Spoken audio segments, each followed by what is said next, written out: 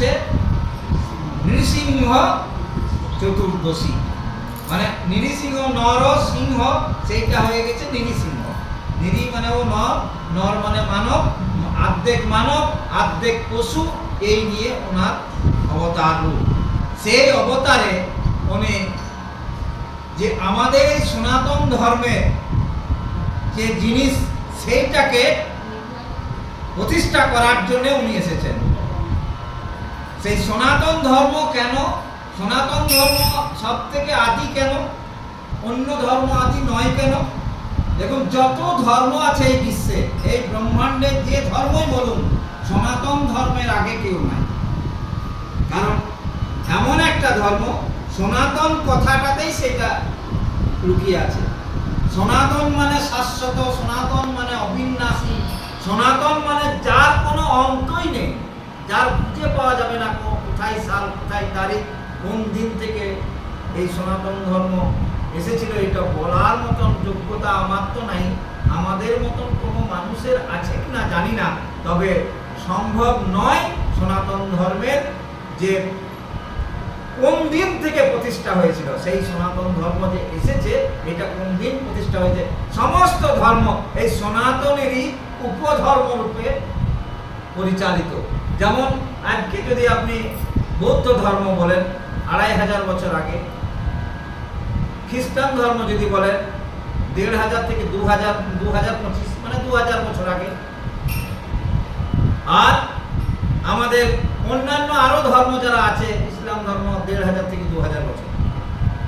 কিন্তু সনাতন ধর্মের কোই সাল তারিখ দেখান তো যে অমুক সাল থেকে অমুক বছর থেকে হয়েছে, সেই জন্যই তো সনাতন শাশ্বত, এর কোনো মানে দিন নাই।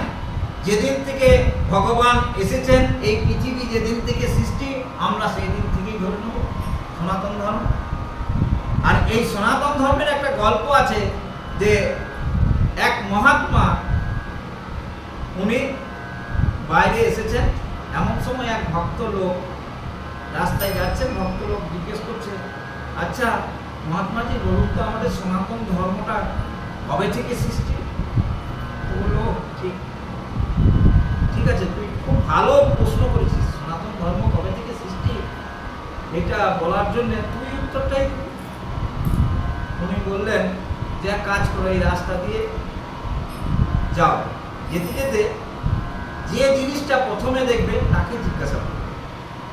প্রথমে যাচ্ছে, রাস্তায় যেতে যেতে একটা বিরাট বড় কুয়ো দেখতে পেয়েছে। সেই কুয়োটাতে, বড় কুয়ো তো তখনকার দিনে তো বড় বড় কুয়ো হতো, সেই বড় কুয়োটা দেখে শুনে হয় ভাঙাপুকুর একটা জায়গায় একটা দেওয়ালে ছোট্ট করে নাম লেখা আছে, একজনের নাম, তার সাল তারিখ দেওয়া আছে। ও, এই কুয়োতে কত না লোক এসেছে, কত জল খেয়েছে, কত লোকের প্রাণ বেঁচেছে, তার এই কুয়োটা অনেক দিনের এত সাল তারিখ। আবার একটু এগিয়ে গেছে, আবার যেতে যেতে গিয়ে দেখেছে বিরাট একটা সরোবর। সেই সরোবরে গিয়ে, সেই সরোবরটা বাঁধানো আছে যে ঘাটটা, সেই ঘাটে গিয়ে হাজির, এদিক ওদিক তাকাতে তাকাতে দেখছে এক জায়গায় লেখা, কোথায় সাল তারিখ লেখা আছে, কোন জায়গাটা তারিখ লেখা আছে। ওখানে গিয়ে আর কোথাও দেখতে পাচ্ছে না সাল তারিখ, কিছুই নাই। সমুদ্র যেদিকে তাকাচ্ছে সেদিকে জল আর জল, রাশি রাশি জল, তার ঢেউ।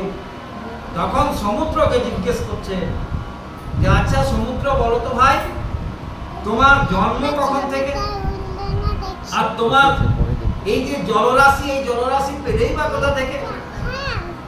তখন সমুদ্র উত্তর দিচ্ছে যে আমার জন্ম যেদিন থেকে পৃথিবী সৃষ্টি, যেদিন থেকে এই ব্রহ্মাণ্ড সৃষ্টি, সেই দিন থেকেই আমার সৃষ্টি, আমার সৃষ্টির তারিখটা আমি বলতে পারবো।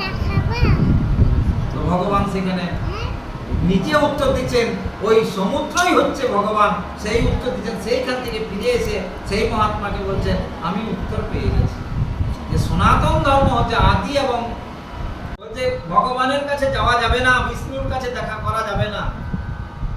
পরিচয় দিয়েছেন যে আমরা 4 পুত্র, প্রথম ব্রহ্মার এই 4 পুত্রই আমরা প্রথম, এবং আমরা কোনো চোর কিংবা ডাকাত নয়, আমরা ভগবানের কাছে দেখা করতে এসেছি। স্বয়ং ভগবান তো আমাদের মন্দিরে আছেন, ভগবান বিষ্ণু আছেন, স্বচক্ষে দেখার জন্য আমরা ব্রহ্মলোক থেকে এই বৈকুণ্ঠ লোকে এসেছে। তখন জয় বিজয় বলছে যেখান থেকেই আসো, আমরা ছাড়ব না। তার কারণ আমাদের বলেছে যে যে কেউ এলে পরে তখন শয়নে আছেন ভগবান, যে 6 মাস শয়ন করে থাকেন। শঙ্খচক্র গদা পদ্ম তো থাকবেই, জয় বিজয়ের কাছে বড় বড় গদা আছে। ভয়ে দুজন, ওই 4 জন মিলে একসাথে ওই জয় বিজয়কে অভিশপ্ত করেছে। অভিশপ্ত করার ফলে জয় বিজয় তো একেবারে মূর্ছিত হওয়ার অবস্থা। সেই সময় ওনারা আস্তে আস্তে প্রবেশ করেছেন এবং ভগবানকে যেই ঢুকেছেন, ভগবান বলছে এসো এসো এসো এসো। তোমাদের জন্যই তো অপেক্ষা করছিলাম যে এই মুনি ঋষিরা আসবেন। তখন ওই 4 জন সনন্দ, সনত কুমার এবং সনাতন, এই ব্রহ্মার 4 পুত্র ভগবানকে বলছে যে আমরা ঢোকার পথে যখন আমাদেরকে বাধা দেয় তখন একটা বড় ভুল করে দিয়েছি। অল্প এতে লঘু পাপ, অল্প পাপের লঘু গুরুর অভিশাপ দিয়েছে অল্প পাপে। এই গুরু অভিশাপ দেওয়া যে 4 জন মিলে একসাথে দিয়েছি, তারা 2 জন কিন্তু অভিশপ্ত হয়ে গেছে। তখন ভগবান বিষ্ণু বলছেন দেওয়াটা অবশ্যই দরকার ছিল, তার কারণ ওদের একটু বোঝা উচিত ছিল যে কারা এসেছে, এরা কারা। সব কিছু যখন পরিচয় দিয়েছেন, তারপরেও যখন শোনেন নাই, তখন এইরকমই তার পরিচয় হবে। যেহেতু পরিচয় দেওয়ার পরে, বলার পরে কথা শোনে নাই, তখন ভগবান এই কথা বলার সাথে সাথে ওই জয় বিজয় ঢুকে তাদের পায়ের উপর আছড়ে পড়েছে এবং আছড়ে পড়ার সাথে সাথে জয় এবং বিজয়ের এমন অবস্থা হয়েছে যে আমরা করলাম কি, ভগবানকে হারালাম, ভগবানের যে মুনি ঋষি তাদেরকে হারালাম, তাহলে আমাদের এখন উপায় কি? তখন ভগবান বললে উপায় একটাই আছে, যে ওরা যে তোমাদেরকে অভিশাপ করেছে যে 3 যুগ অসুর রূপে জন্ম নিতে হবে। ঠিক কথাই, অসুরেই জন্ম নেবে, কিন্তু ভগবান সঙ্গে থাকে। তারা যখন করে আমাদের দেবতাদিকে ধ্বংস করে, দেবতাদিকে পরাজয় করে, সেই দেবরাজ ইন্দ্রকেও পরাজয় করে তার যে জায়গা স্বর্গ দখল করে নেয়।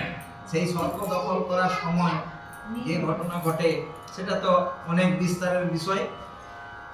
তো স্বর্গ দখলের পরেও এই হিরণ্যাক্ষ যখন হিরণ্যকশিপু নয় হিরণ্যাক্ষকে যখন অসুরদের সঙ্গে দেবতাদের যুদ্ধ হয়, হিরণ্যাক্ষকে মেরে দেয় দেবতারা। তার প্রতিশোধ নেওয়ার জন্য হিরণ্যকশিপু দেবতাদের সঙ্গে লড়াই শুরু হয়ে যায় এবং তার ছেলে যখন জন্ম নেয়, সেই ছেলে ছোট অবস্থাতে সব সময় ভগবানের নাম করতে শুরু করে। কিন্তু হিরণ্যকশিপু ভগবান বিষ্ণুকে দেখতে পারেন না, কারণ হিরণ্যকশিপুই আমি পৃথিবীর শ্রেষ্ঠ এবং আমার নামই সবাই করবে, ভগবানের নাম নয়। যখন একটু বড় হয়েছে, এবার